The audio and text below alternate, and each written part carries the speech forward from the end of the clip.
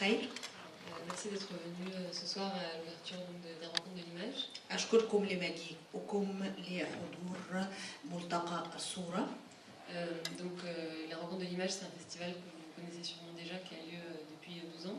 إنه مهرجان تعرفونه وهو ممتد على مدى 12 سنة. Qui a lieu régulièrement en partenariat avec des festivals de cinéma français. ويحدث بصورة منتظمة مع الأفلام الفرنسية. Donc cette année, on a le plaisir de faire cette édition en partenariat avec le festival Le Premier Plan d'Angers. وهذا العام إننا نقيم هذا المهرجان بالتعاون مع مهرجان أنجي. Qui est donc un festival consacré au premier et second film de réalisateurs européens.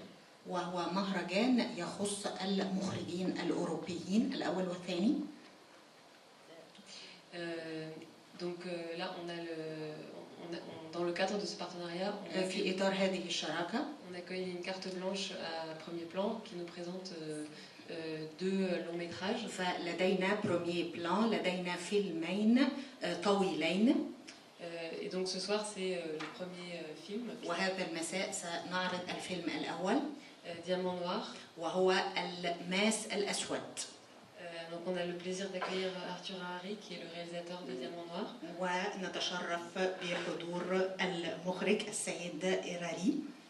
Ainsi que Thibaut Braque, qui est وكذلك تيبو براك programmateur du festival Premier Plan. وهو المبرمج لهذا البرنامج. Qui seront donc présents après le film pour répondre à vos questions. وسوف يتواصلون معكم بعد الفيلم. Et on aimerait également remercier nos partenaires avec qui ce festival a lieu. ونود أن نشكر أيضا الشريك. Donc les deux écoles de cinéma françaises, la FEMIS et le Frénois. المدرستان الفرنسيتان la FEMI et le Fénois. Ainsi que Cimatec qui a accueilli la rencontre avec Arthur Harari cet après-midi. وكذلك سيماتك التي استضافت مخرجنا هذا المساء. Et la compagnie Hama Film Productions. والشركة هما في برودكشن.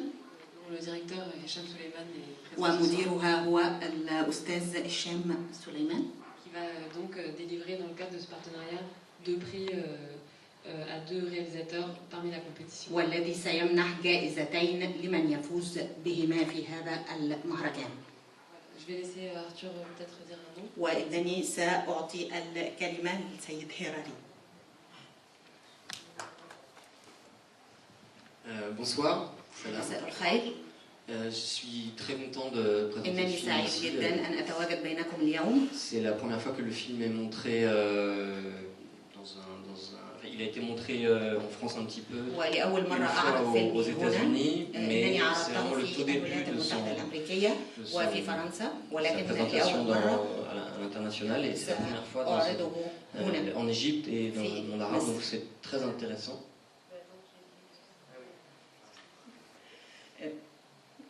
لقد قمت بالترجمة. Je ne vais pas dire grand-chose à part que c'est mon premier film, إنه فيلمي الأول premier long métrage. وأول فيلم طويل لي. Et que je serai là après pour en discuter avec vous, en espérant que vous aurez des questions, même si le film ne vous a pas plu.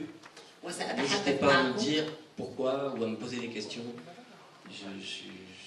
Je trouve très intéressant de recevoir les réactions après le film. وسأتحدث معكم بعد عرض الفيلم، فالأسئلة مهمة جدا وسأجيب على كل أسئلة يمكن أن توجهوها لي. Et je remercie l'Institut français, le Festival d'Angers أشكر المعهد الفرنسي et les Cimatec de la manière dont j'ai été invité ici. Je suis très touché de cette invitation. Merci beaucoup. وإنني سعيد جدا لهذا اللقاء وهذه الاستضافة. أشكركم.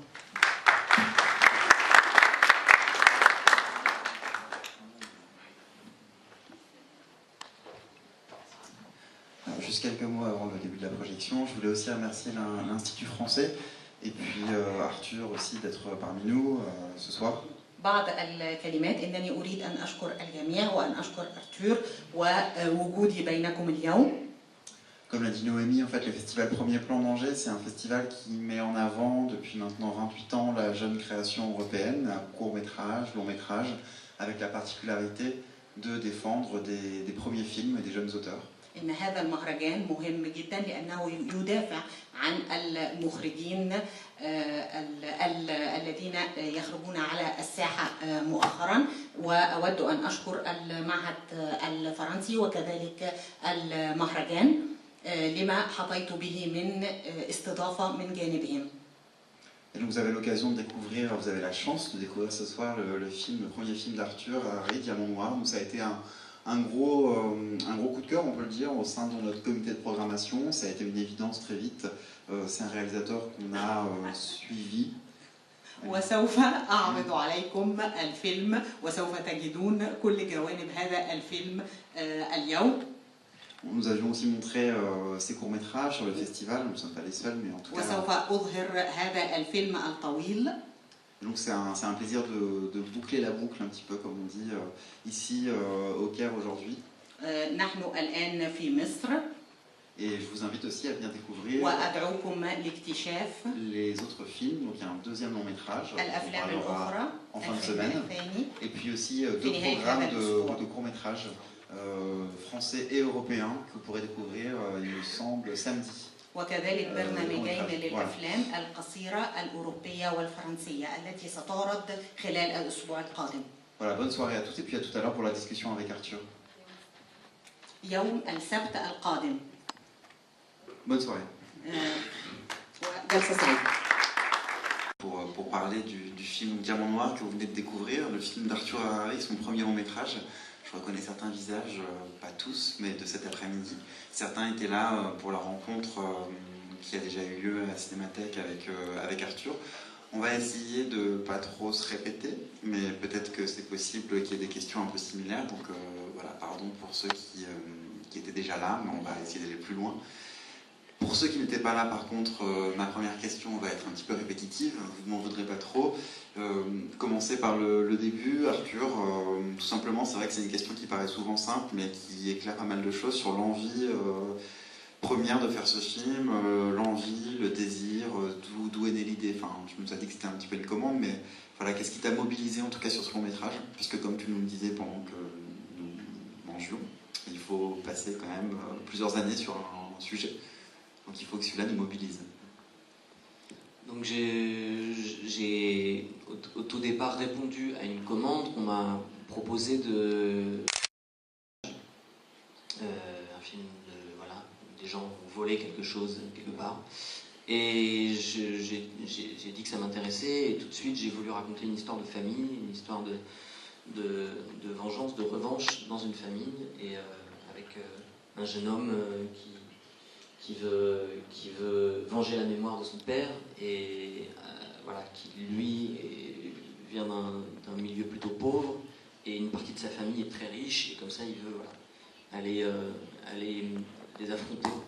Et je pense que j'avais besoin de raconter une histoire qui tourne autour d'un rapport entre un père et un fils. J'avais déjà fait un film qui parlait de ça et c'est quelque chose qui, je pense, j'avais besoin que mon premier film parle de ça. Après, les raisons pour lesquelles on a besoin de parler des choses sont toujours un peu obscures. On ne sait pas exactement pourquoi. Moi, j'ai pas eu un rapport si difficile avec mon père. Enfin, je pense qu'il y a quelque chose que je dois raconter là-dedans. Mais je voulais que le film puisse raconter beaucoup de choses aussi. Être un film de suspense aussi, un film où on a envie d'aller jusqu'au bout de l'histoire. Pour savoir qu'est-ce qui va arriver à ce jeune homme, parce qu'il est en train de faire quelque chose de grave, de dangereux, et c'est toute sa vie ensuite qui va... C'est comme si, à ce moment-là, on va suivre peut-être quelques mois de la vie de ce personnage, et ensuite c'est quelque chose comme son destin qui va se jouer à l'issue de ce film. Donc c'était quelque chose aussi sur le destin que je voulais raconter.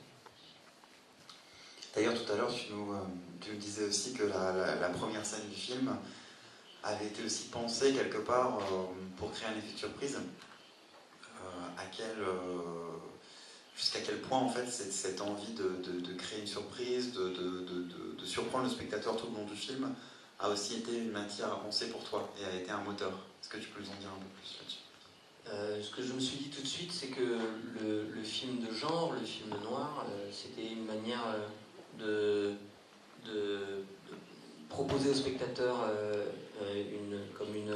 un terrain inconnu, un terrain dont on connaît un peu les codes. On sait que dans un film noir, il va y avoir un crime, il va y avoir la violence, il va y avoir le destin, il va y avoir souvent quelqu'un qui veut prendre, en tout cas dans un film de braquage, il y a la question de l'argent. Ça, c'est des choses qui sont attendues, et donc on peut se servir de ce terrain qui d'une certaine manière constitue une forme de, je sais pas comment dire, c'est une maison commune que tout le monde a déjà habité. On a déjà vu des films américains qui traitent de ça, ou même dans tous les pays il y a des films comme ça. Je suis sûr qu'en Égypte il y a des films policiers, il y en a dans tous les pays. Et ce qui m'intéressait, c'était tout en proposant ça, de surprendre les gens, de petit à petit, touche par touche, les amener dans des endroits qu'ils n'auraient pas déjà vus, notamment déjà le milieu des diamantaires, et puis commencer le film comme ça, c'était une manière de dire attention, préparez-vous, on peut se préparer à tout dans ce film, parce que dès la première minute, il y a une chose très surprenante qui arrive, très perturbante, très violente aussi, et il n'y a pas beaucoup de violence dans le film en fait. Il y en a à 3 ou 4 moments, mais comme le film ne parle que de un personnage, le héros, qui veut faire quelque chose de violent parce que lui, il a subi, son père a subi quelque chose de violent et lui, il pense qu'il a été victime de ça. Le film parle que de ça. Quand on a subi une violence, comment on est ensuite, toute notre vie, on porte ça et il faut qu'on règle ça. Si on ne le règle pas, ça ne veut pas forcément dire de manière violente. Lui, il va le régler de manière violente parce que il y a quelque chose qui fait qu'il n'arrive pas à le faire autrement. Mais ça, c'est un sentiment qui m'intéressait. Et après, cette scène au départ n'était pas, la première scène n'était pas supposée être la première scène du film. Elle venait un peu plus tard. C'est comme si ça venait illustrer ce qu'on sait déjà de l'histoire du père, du personnage, mais on n'arrivait pas à la mettre plus tard dans le film parce qu'elle était trop bizarre par rapport au reste du film. Ça marchait pas.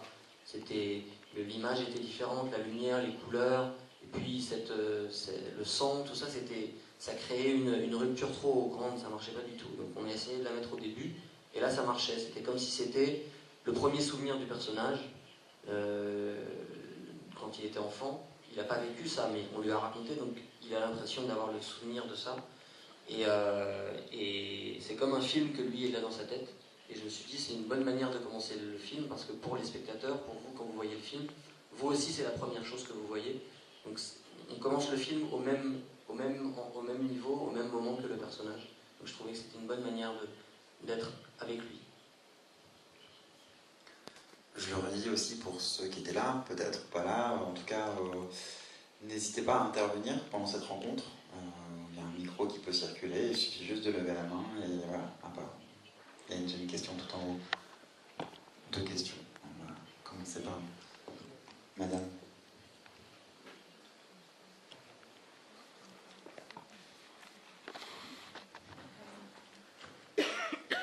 أنا بس عندي سؤال واحد.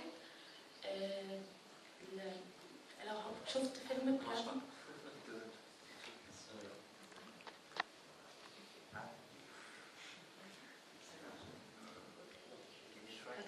كده كويس؟ تمام.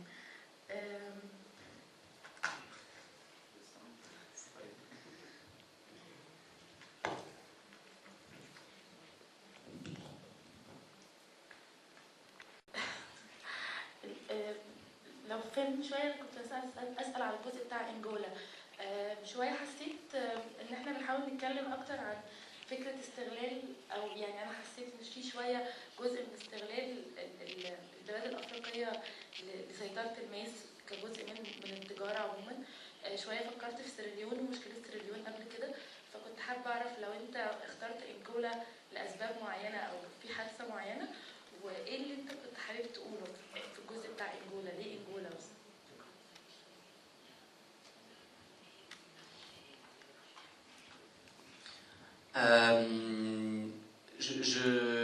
Quand j'ai rencontré des gens dans le milieu du diamant, je savais très bien, et j'ai appris petit à petit aussi, qu'il y avait des choses très très compliquées,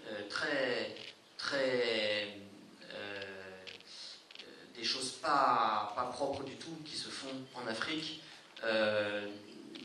Les guerres sont exploitées par des seigneurs de guerre là-bas qui ont le pouvoir sur aussi des mines de diamants et qui échangent des diamants contre des armes. Et il y a énormément de populations qui sont prises en otage par ces choses-là. Et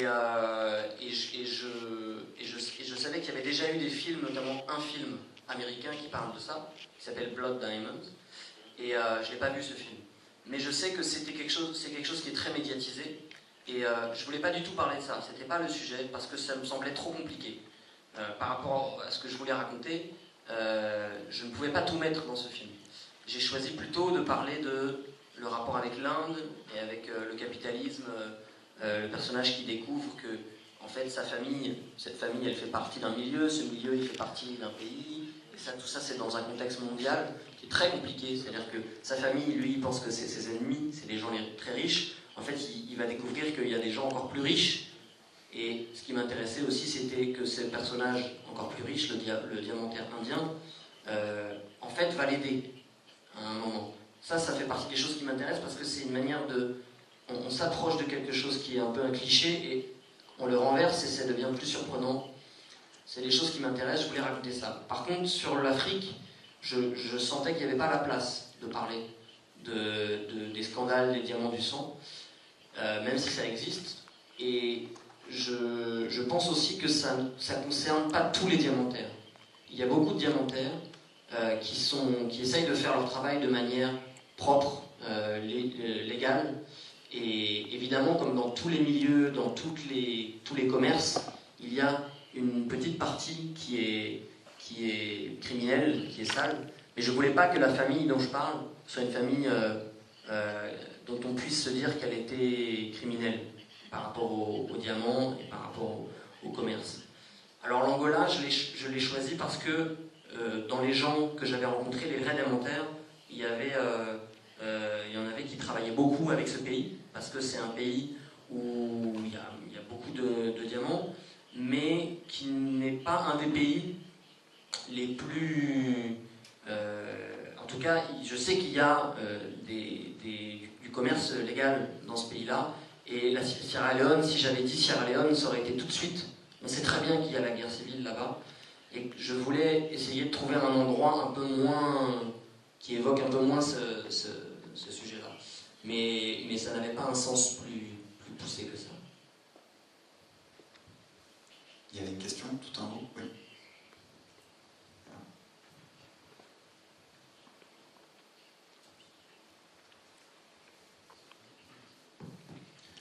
عايز أسأل على Oui.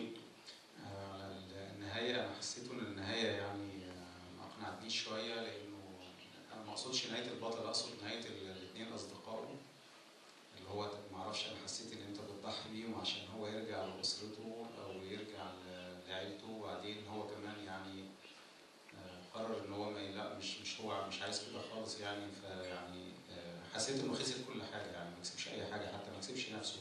هو لسه في رحلة الهروب اللي هو مش عارف هو هيروحها فين يعني. شبه سيكا القطر بالظبط، لما كان داخل المدينة أول مرة وفي مليون سكة قدامه وهو خارج برضه خارج بنفس السكة، ما احناش عارفين يعني. أنا حسيت إن أنت لو دراع السيناريو بتاعك أو الفيلم ما كانش عاجبني خالص، أنا كمشاهد يعني ما كانش عاجبني. مش عارف أقول كده، بس أنا بقول على اللي حسيته. ما كانش عاجبني إنه الاثنين أصحابه يتم التضحية بيهم أصلا يعني، مع إن هم الثلاثة هم الضحايا الحقيقيين زي أي حد بيحصل له ده يعني. Alors, moi je pense que les victimes, il n'y a pas un seul personnage de ce film qui n'est pas une victime, je crois, sauf l'Indien. C'est le seul personnage qui ne va pas souffrir de tout ce qu'a fait le personnage principal, Pierre.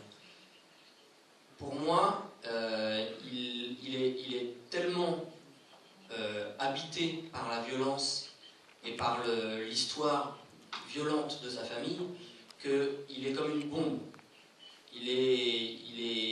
Ça doit exploser quelque part parce que c'est comme si on l'avait chargé et ça n'est pas que de sa faute, c'est aussi sa faute. Il aurait pu ne pas venir là et ne pas amener ses amis là, mais il a été incapable de régler autrement ses sentiments violents qu'en venant là. Et en plus, ses amis, Rachid et Kevin, ils savaient très bien, surtout Rachid, il connaît la violence, il savait le danger qu'il y avait à manipuler un petit peu ce personnage, Pierre, pour aussi avoir ses diamants et prendre lui, Rachid voulait prendre une revanche sur la pauvreté, sur sa vie. Donc pour moi, tous les personnages du film ont une part de responsabilité. Donc c'est pas, comment dire, je crois pas que ce soit moi qui sacrifie les personnages des amis, c'est les premières victimes, et c'est eux qui sont les plus grandes victimes parce qu'ils meurent, mais c'est à cause du conflit, du dilemme qui est horrible du personnage principal qui petit à petit se retrouve obligé de soit protéger sa famille, soit peut-être aller jusqu'au bout et laisser sa famille souffrir, parce qu'à la fin il y a quelque chose qui peut donner la mort, c'est ce pistolet, et au dernier moment il y a quelque chose qui fait qu'il va protéger sa famille. Mais il le fait, c'est plus fort que lui, c'est quelque chose qui est comme une dette. Il a une dette envers son père, il a une dette, et ceux qui finissent par payer le plus cher ce prix, c'est ses amis. Mais moi, le message du film, ce n'est pas de dire la famille c'est plus important que les amis, ou le sang est plus fort que tout le reste. C'est pas un message. C'est comme dans les tragédies, il y a quelque chose qui se produit qui est une force de destruction et une force une force qui échappe à peu près à tout le monde. C'est comme une guerre. Il y a une guerre en dessous de ça qui a commencé dans cette famille et qui se répand. Donc je comprends que vous ne soyez pas convaincus par cette fin parce c'est pas ce qu'on attend, elle est très violente, elle est dérangeante, mais moi je pense qu'elle raconte aussi le bout d'un chemin violent qui est celui du personnage. Après, moi je pense pas qu'il perd tout le personnage. Je pense qu'il gagne quelque chose qu'il n'avait pas du tout avant, au début du film, c'est que il n'a aucun père au-dessus, aucune autorité. À partir du moment où il est dans ce train, il n'y a aucune autorité, soit familiale, soit amicale, soit autre, puisque dans le film, il rencontre plein de gens qui deviennent comme des nouveaux pères pour lui. Et à la fin du film, et pour la suite, on ne sait pas quelle va être sa vie, moi je pense qu'il ne pourra plus, il sera obligé de faire sans quelqu'un, même si c'est très très dur ce qu'il a vécu et ce qu'il a fait vivre aux gens. Ça, je pense que c'est quelque chose comme le début de la liberté. Voilà. Donc je pense pas qu'il perd tout, mais c'est très douloureux. I just wanted to know simply if there were any special techniques used to prepare the actors for some of the demanding scenes that they needed to perform. If there was any sort of special preparation, how long it would have taken, just some highlights. Thank you.